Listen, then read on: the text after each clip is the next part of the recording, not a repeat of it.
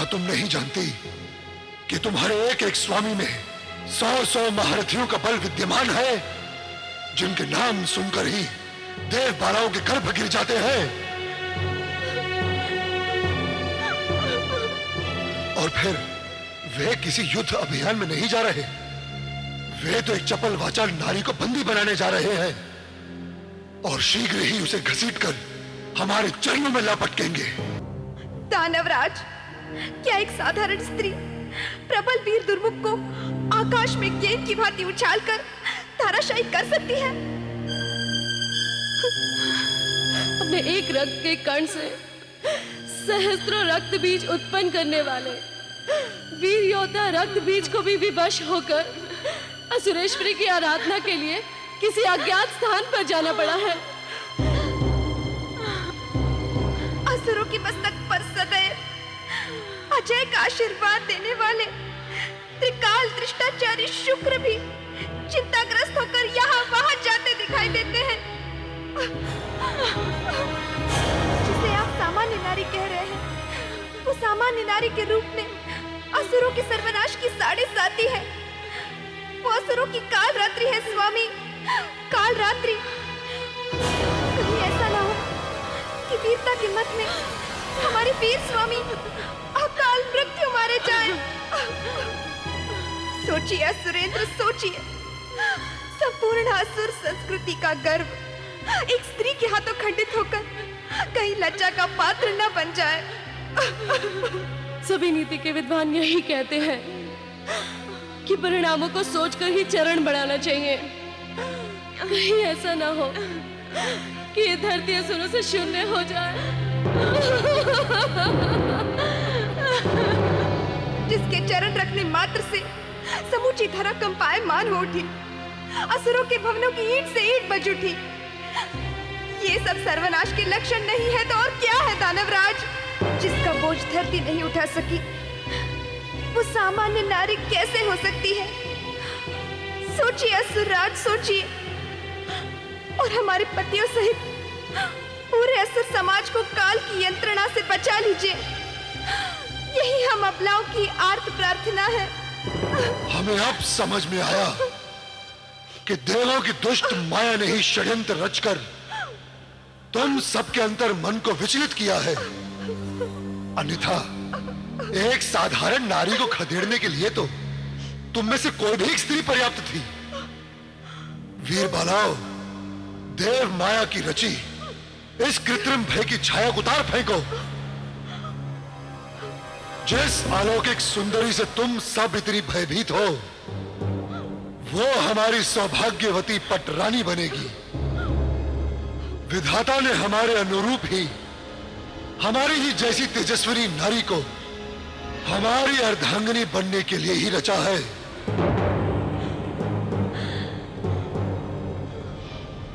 जाओ, निर्भय होकर अपने आंगन में बैठकर अपने वीर पतियों की शूर वीरता के गीतों का गायन करो और उनके लौटने पर उन्हें विजय तिलक लगाने की तैयारी करो।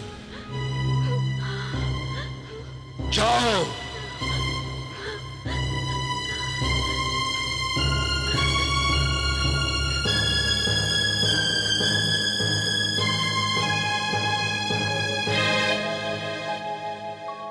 महिषासुर पाषाण हृदय, दुर्मति क्रूर स्वभाव, घायल दुर्मुख हृदय में घूपी तेज कटार। काम क्रोध मद लोभ ग्रस्त हो असुरों को आदेश दिया, पकड़ बांध माता को लाने था सबने प्रस्थान किया। वीर पत्नियों ने जब आकर अपने भय का कथन किया, व्यर्थ प्रलाप समझकर उनको जाने का आदेश दिया। नारी के दुख दर्द मंत्रणा पर जो नहीं देता है ध्यान, समझो उसका अंत निकट है, चाहे कितना रहे महान, चाहे कितना रहे महान, चाहे कितना रहे महान।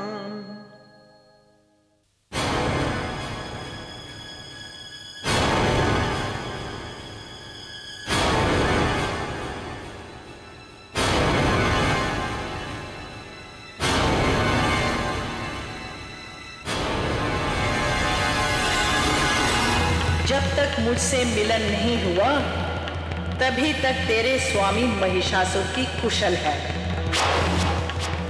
मोड़ चिक्षुर, जाओ उस अभागे को याद दिला दे। महिष ने स्त्री के हाथ से मरण की कामना की थी, कहीं उसकी कामना पूर्ति करने वाली कामिनी मैं ही न बन जाऊं। उसे सावधान कर दे, उसे कह देना अपनी मृत्यु के क्षण गिन ले। चिक्षुर, वो इतनी बड़ी बड़ी बातें करती रही और तुम चुपचाप खड़े के खड़े सुनते रहे। सुनता ही नहीं रहा प्रभु, मैं तो उसे एकटक देखता ही रह गया। उसका असाधारण सौंदर्य ऐसा था जैसे सारी सृष्टि का सौंदर्य लावण्य उस एक लावण्यमय नारी के रूप में साकार हो गया हो। ऐसी चंचल चपल वाक कुशल प्रिया मैंने त्रिलोक में कभी नहीं देखी असुराधिपति।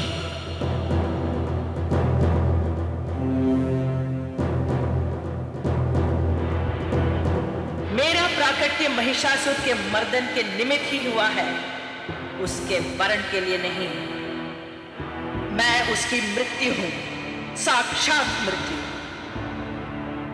आप प्रधान आमात्य हैं महिषासुर, उसके हित में मंगलमयी मंत्रणा देना ही आपका धर्म है। जाओ, जाकर सावधान कर दो अपने स्वामी को। ब्रह्मा जी के वरदान का मान रखते हुए मेरी चेतावनी है, यदि महिषासुर अभिमान त्याग कर अमरत्व का जीवन अनंत काल तक भोगना चाहता है तो तुरंत देवलोक को स्वतंत्र कर दे और तत्काल पाताल लोक चला जाए। इसी में महिषासुर का मंगल और समस्त दानव दल का कल्याण है।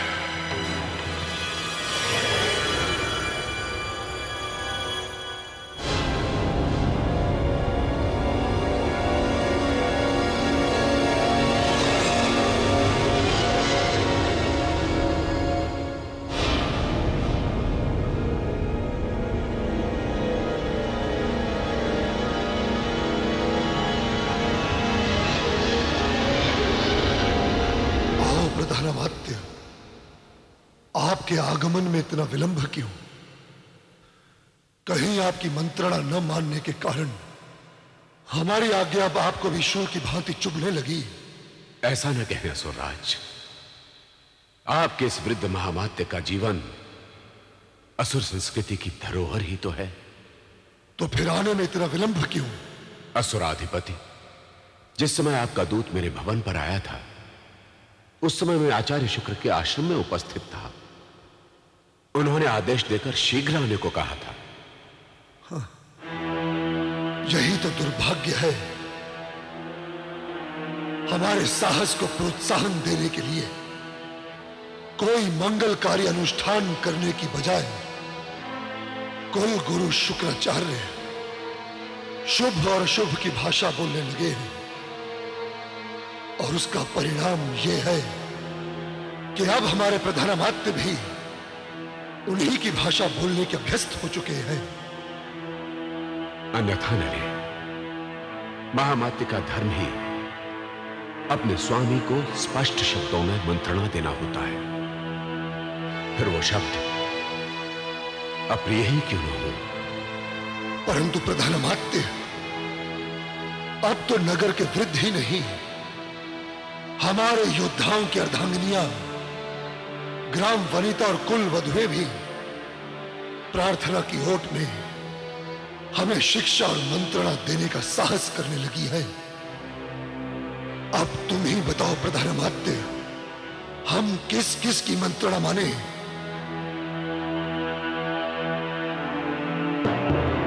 एक दिग्बली विश्व विजेता जो जय और अमर है, उसके पौरुष पर किसी को संदेह करने का क्या अधिकार है?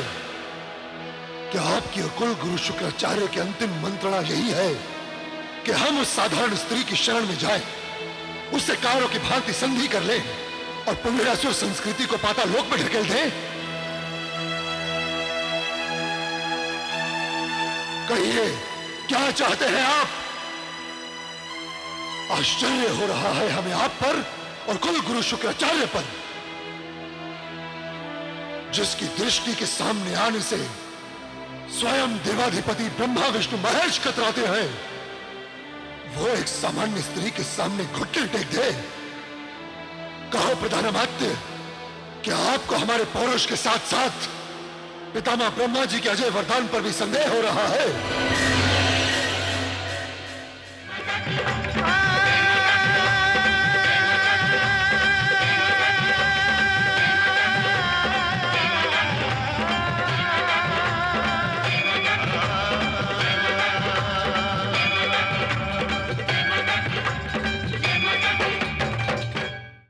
Cinevista is now on YouTube. Like, share and subscribe for more.